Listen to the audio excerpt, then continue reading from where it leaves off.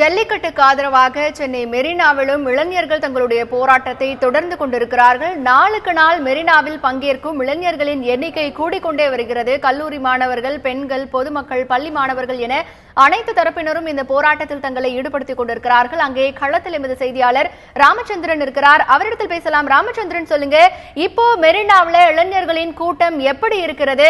இந்த போராட்டத்திற்கு ஆதரவாக அவர்கள் என்னென்ன விஷயங்கள் எல்லாம் அங்க பண்ணிட்டு வராங்க? அவர்களுடைய உணர்வுகளை பதிவு பண்ணுங்க ராமச்சந்திரன்.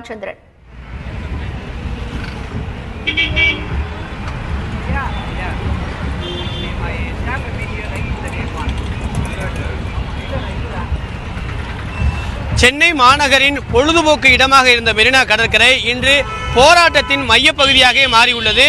ஜல்லிக்கட்டு மீதான தடையை நீக்க கோரி கடந்த செவ்வாய்க்கிழமை 8:50 மணிக்கு இளைஞர்கள், மாணவர்கள் போராட்டமானது துவங்கியது. சரியாக மெரினா கடற்கரை சாலையில் இருக்கக்கூடிய விவேகானந்தர் இல்லம் எதிரே மையப்பகுதியாக அமர்ந்து அவர்கள் ஆர்ப்பாட்டத்தில் ஈடுபட்டு வருகின்றனர். இன்று அது 5வது நாளை எட்டியுள்ளது.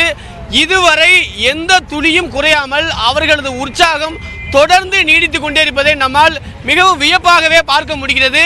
குறிப்பாக உடலில் ஏற்படும் களைப்பு, ஓய்வு, பொழுதுபோக்கு, பணி ஆகியவற்றை புறந்தள்ளிவிட்டு கடந்த 5 நாட்களாகவே லட்சக்கணக்கான மாணவர்களும் இளைஞர்களும் சென்னை மெரினா கடற்கரைக்கு வந்து தங்களது ஆதரவை நேரடியாக ஆர்ப்பாட்டத்தில் ஈடுபடக்கூடியவர்களுக்கு தந்து செல்வதை நம்மால் உணர முடிகிறது.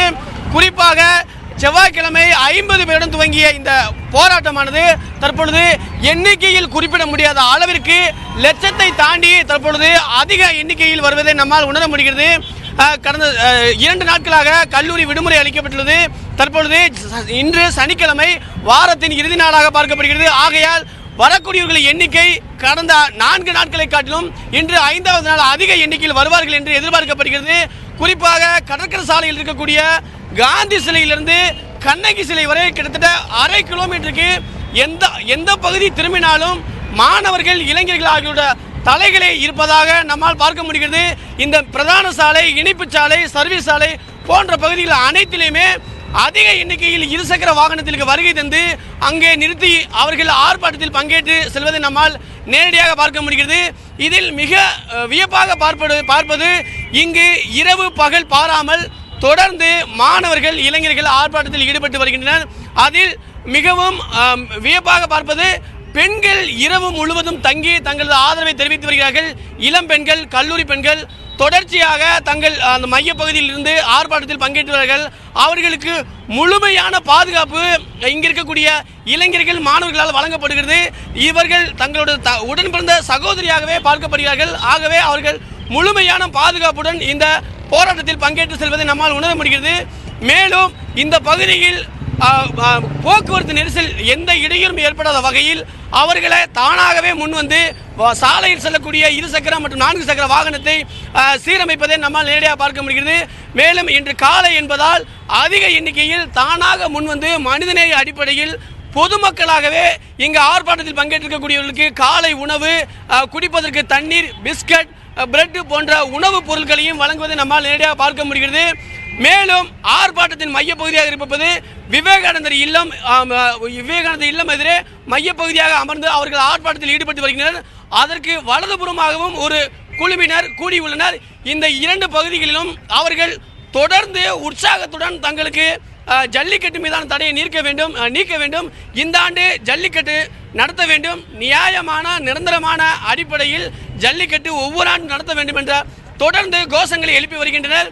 குறிப்பாக அவர்கள் எந்த வகையிலும் சோர்ந்து போகக்கூடாது என்பதற்காக பல்வேறு கிராமிய வடிவிலான கலைகளை முன்னெடுத்து அவர்கள் அங்கு செய்து காண்பதை நம்மால் உணர முடிகிறது. அதை நீங்கள் நேரடியாகவே பார்க்கலாம். அது மட்டுமல்லாமல் இளைஞர்களும் இளம் பெண்களும் அதிக எண்ணிக்கையில் இன்று காலை முதலே வருவதை நம்மால் நேரடியாக உணர முடிகிறது. மேலும் ஐடி நிறுவனத்தில் இரவு பணி முடிந்து காலை 5 மணிக்கெல்லாம் வந்து தங்களது முழுமையான ஆதரவை வழங்கி செல்வதை நம்மால் உணர முடிகிறது. மேலும் அதிக எண்ணிக்கையில் மாணவர்கள் தங்களோட எதிர்ப்புகளை பதிவு செய்து வருகின்றனர். அவர்கள் கையில் ஆயிரக்கணக்கான பதாகைகளை கையில் இருப்பதை நம்மால் நேரடியாக பார்க்க முடிகிறது. மத்திய அரசுக்கு எதிராகவும் பீட்டா என்ற NGO தன்னார்வ அமைப்புக்கு எதிராகவும் அவர்கள் கோஷங்களை எழுப்பி வருகின்றனர். மேலும் தங்களது உடம்பில் ஏராளமான காளைகளை வரைபடமாக வரைந்துள்ளதை நம்மால் நேரடியாக உணர முடிகிறது. குறிப்பாக காந்தி சிலை முதல் கண்ணகி சிலை வரை லட்சக்கணக்கான பொதுமக்களும் இளைஞர்களும் பலதரப்பட்ட பெண்களும் பணிக்கு செல்வர்களும் இங்கே ஆர்ப்பாட்டத்திற்கு வருவதை நம்மால் உணர முடிகிறது. இங்கு இருக்கக்கூடியவர்களை நம்ம நேரடியாக சந்திக்க முடிந்தது. குறிப்பாக துப்புரவு பணியில் இருக்கக்கூடிய சென்னை மாநகராட்சி சேர்ந்த ஊழியர்கள் நம்ம நேரடியாக சென்று அவர்களிடம் கேட்டிருந்தோம். அவர்கள் சொல்வது இங்கு லட்சக்கணக்கான மக்கள் ஒரே நேரத்தில் கூடுகின்றனர். அவர்கள் பயன்படுத்தக்கூடிய அந்த உணவுப் பொட்டலங்களை அனைத்துமே அவர்களாகவே சேகரித்து தங்கள் துப்புரவு பணிக்கு உதவியாக இருப்பதாக அவர்கள் தரப்பில் தெரிவிக்கப்படுகிறது. அதே போல போக்குவரத்து பிரிவில் அந்த காவல்துறையில் இருக்கக்கூடிய போக்குவரத்து காவல்துறைகளை கேட்கும் பொழுது அவர்கள் தாங்கள் இங்கு 5 நாட்களாக வருவதாகவும், ஆனால் போக்குவரத்து எந்த வகையிலும் இடையூறு ஏற்படாத வகையிலே அவர்களாகவே முன்வந்து போக்குவரத்து சீரமைக்கும் பணிகளையும் ஈடுபட்டு வருகிறார்கள் என்று தெரிவிக்கின்றனர். ஐடி நிறுவனத்தில் பணிபுரியக்கூடிய ஒரு பெண்ணை நாம் நேரடியாக சந்தித்து அவரிடம் உரையாடினோம். அவர் சொல்வது கடந்த 5 நாட்களாகவே எந்த விதமான பொழுதுபோக்கும் போகவே இல்லை. இரவு பணி முடிந்து சரியாக 5 மணிக்கு தங்கள் நிறுவனத்தில் பணிபுரியக்கூடிய அனைத்து நபர்களுமே இங்கே வந்து நேரடியாக அவர்களுக்கு ஆதரவு தெரிவிப்பதாகவும் தெரிவிக்கின்றனர். உடனடியாக மத்திய அரசு எங்களுக்கு அந்த ஜல்லிக்கட்டு மீதான தடையை நீக்கி நிரந்தரமான ஜல்லிக்கட்டு ஒவ்வொரு ஆண்டும் நடத்துவதற்கான அறிவிப்பை வெளியிட வேண்டும் என்பது அவர்கள் பிரதான கோரிக்கையாக உள்ளது. மேலும் நீங்கள் நேரடியாக கேட்கலாம், அதிக உற்சாகம், மேலும் இசை கருவிகளை கொண்டு அவர்களை உற்சாகப்படுத்தி வருவதை நம்மால் நேரடியாக உணர முடிகிறது. இந்த பகுதியே முழுவதுமாக போராட்டத்தின் மையப்பகுதியாக மாறியுள்ளது.